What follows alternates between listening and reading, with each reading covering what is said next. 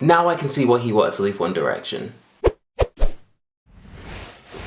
So it's been a year since Zayn left One Direction mid-tour, couldn't do it anymore, he had to leave. One of the reasons he said he wanted to leave One Direction was because the lack of artistic freedom, and a lot of interviews that he's had during the process of him leaving, he's always spoken about the fact that he wasn't able to have R&B ad-libs in the songs, he wasn't able to have his own say in One Direction's music. So with Mind of Mine, we fully get to hear Zayn's own sound and his own artistic expression. So I'm going to be talking about the parts that I really had a strong opinion on, so I won't be talking about all of the songs, but I have got a track-by-track review blog in the description, so you can click the link and you can get a track-by-track review. But I'm going to be talking about the songs that really, struck a chord with me. So one of the first main tracks that I have to talk about, obviously, is the lead single, which is Pillow Talk. Pillow Talk is probably like an R&B / alternative track that he released, and I was really surprised actually when I first heard this, because I was like, oh okay.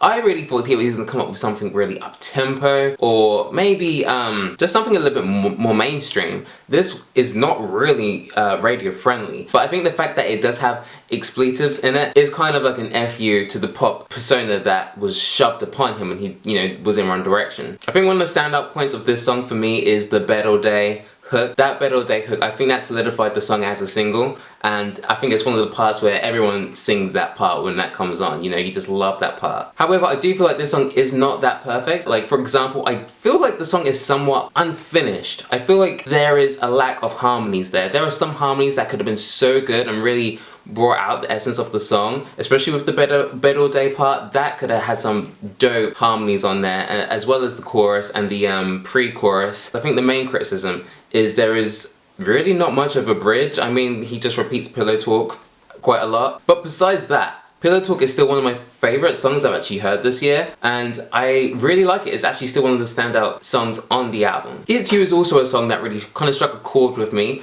The beginning part, I don't know why, but it really reminds me of Coldplay's Fix You.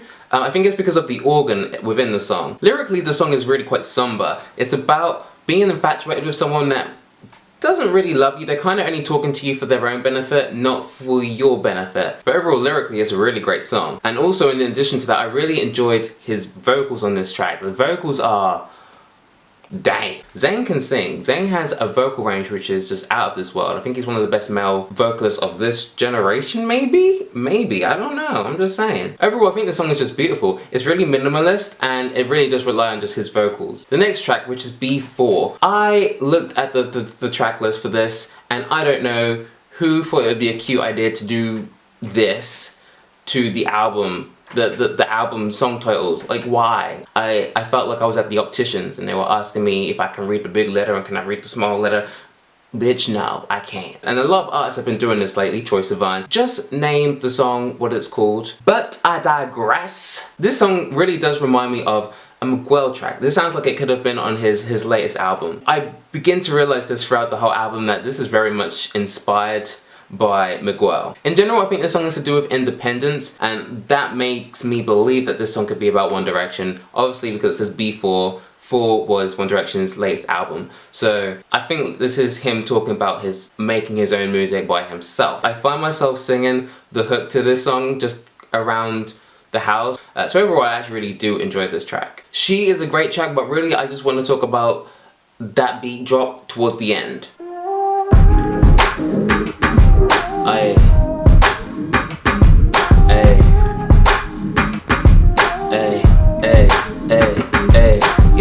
Yeah, that's all I want to talk about with that song, because that was dope as hell and I absolutely love that. That part just needed to be its own song. The next track that really kind of brought my attention was Intermission's Flower. Now that was really like a curveball to me because I didn't expect it, but I was pleasantly surprised by it. This is the track where I think he sings in Urdu. I kind of really appreciated it. I feel like when an artist takes you past the commercialization of Western music and they kind of just let you into their own culture, or they let you into their personal life, there's more substance there. It's there because it means something. The next track to talk about is Wrong featuring Kehlani. This is one of the only collaborations on the album, and I actually think this was a collaboration I didn't see coming, but it worked really well. The production on this is really dark and eerie, and it kind of reminds me of The Weeknd's, I think it's called Acquaintance, from his latest album. And that's because of the eerie bass and the synths and everything like that. It's just very minimalistic and very, very weekendy, but I really enjoyed this track. Vocally, they both really exude the sexual confidence thing really well,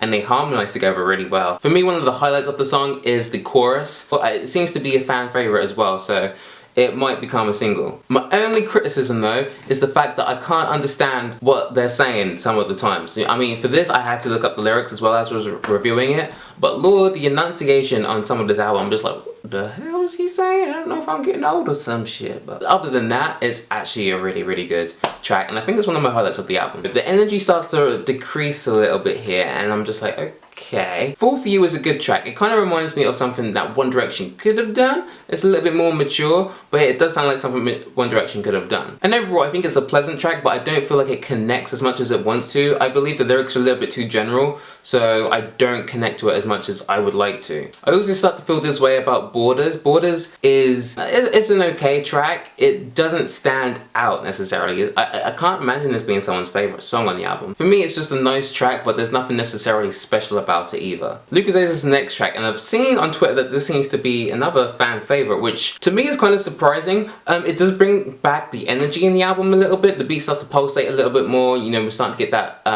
energy to come back up. But because this song doesn't have like an actual structure to it, there's no chorus in this song from what I heard. I kind of just don't know how to feel about it. I'm trying to listen to the lyrics to find out what they're about. I'm not 100% sure. So if you do know what this song is about, please let me know in the comment section, because I read the lyrics and I was just like, it sounds like he's just going on like a rant. It's okay, but I can't really latch onto it as much as I want to. Blue is a very beautiful song. I really did enjoy this track. I think it's just, it reminds me of a classical song. I don't know what classical song it reminds me of, but it reminds me of a classical song, especially at the beginning. And lyrically, it really shows how mature he is as a person. And yeah, I enjoyed this track. I feel like with the next song, Bright, it's a great track. It sounds like it could be on Majestic Casual's playlist on YouTube. I feel like we're starting to delve into this point where we're already talking about stuff that we've already spoken about before, earlier in the album. It kind of gets a little bit samey. And that's kind of waning on the energy a little bit. He talks about getting high and partying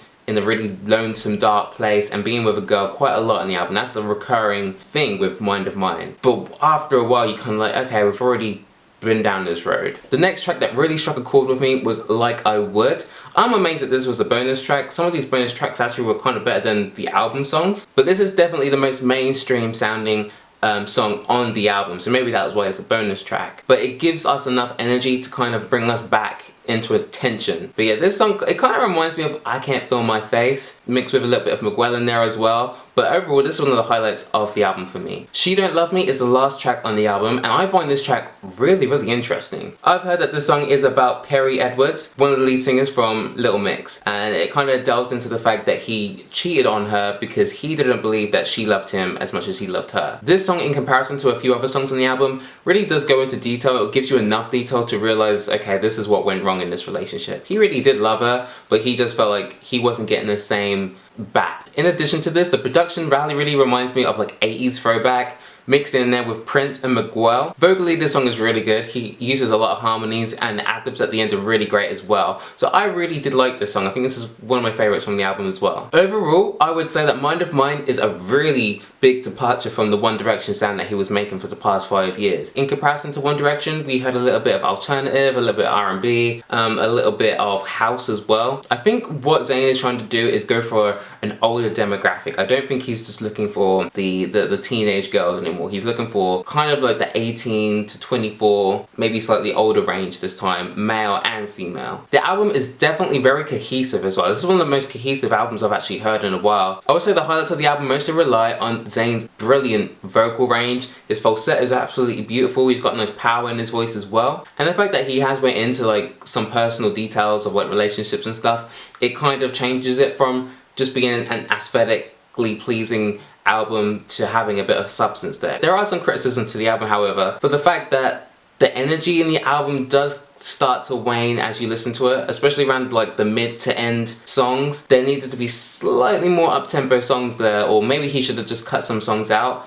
to keep the energy going. Overall, I believe that Mind of Mine is a great debut album. It's solid. It makes you wonder, okay, what else is there to know about Zayn? I mean, he let us in, but he didn't completely let us in. Mind of Mine is one of those albums that you're going to be able to play on a car journey, or you're gonna be able to play when you just want to chill, you just want to relax. It's one of those albums that I think will have longevity. It's an album that you're not gonna get bored of because it's not screaming for attention. There's no songs that on there that are like screaming at you for attention. It's not like a pop album. If you can kind of learn from the criticisms and work on that for the next album, he's gonna have a brilliant, brilliant sophomore album. Overall, I would say it's worth buying on iTunes full price. The deluxe version, I would say to get as well because some of the best songs are on there, Like I Would and She Don't Love Me. My favourite songs of the album, I would probably say are Like I Would, Pillow Talk, She Don't Love Me, and It's You. So that's my review of Mind of Mine. If you would like to see a complete track by track review, make sure to go into the video description where I've put a link for the actual track by track review on my blog. But yes, I would really love to know what you guys thought of Mind of Mine. Did you love it? Did you hate it?